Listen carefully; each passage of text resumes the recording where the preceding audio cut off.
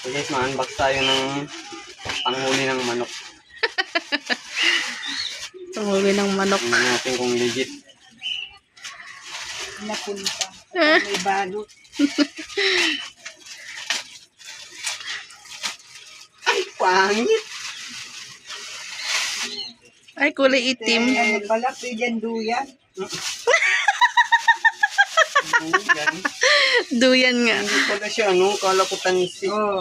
Siya baga? Hindi siya, yung nylon. Ah, nylon? Mhm. Duyan daw. Oh, pati siya tingga. Ano pala? Baka palang Duyan. Bakal? Hindi siya tingga. Paano ba ang pagano nito? Dito. Iapon mo yan. Nandun yata ang ano yan. Iapon mo sa salo. Doon yung mga Color weight pati yung ano natin, di ba? Yung order. Meron din sa kamay. Manok. Panghuli ng manok ni Papa. Oo.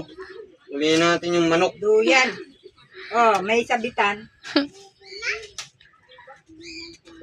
Ang haba ng tali, ano? Oh, ita daw baga. Yan, mamak. Yung kay Tutoy ng na kinagat na batang labot. Ayun na. Ano? Alin?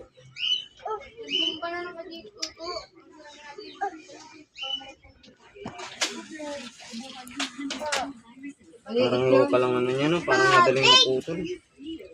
Hindi yan, Jay. Yan ba? Yan yata yung nagarani baga pag nababalad. Ano? Siya ba yan?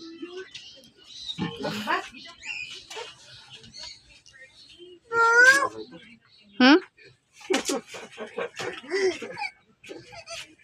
Fisherman na lang ako. Hindi na ako ma-electrical.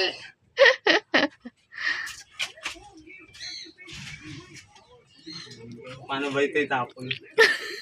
Ganyan.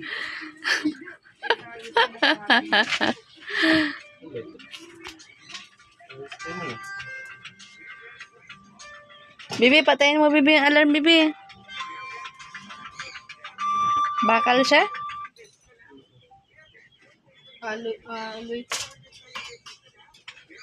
Tingnan na natin. 5 meters na ano ito.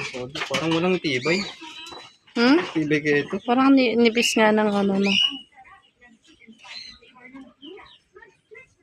Kung pinakatanong kung paano ito itapon. Itatapon lang? Pagtapon mo, di sumama ka pagtapag, ano. Dito, hindi tayo napapanood baga sa Facebook. Pag tinapon niya na bilog, Oo. Siya yan. mahidap mga ano ito. Sobrang haba ng tali, ano?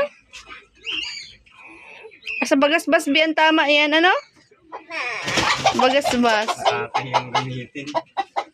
Tapos hindi ka marunong mag-ano. Maghagis.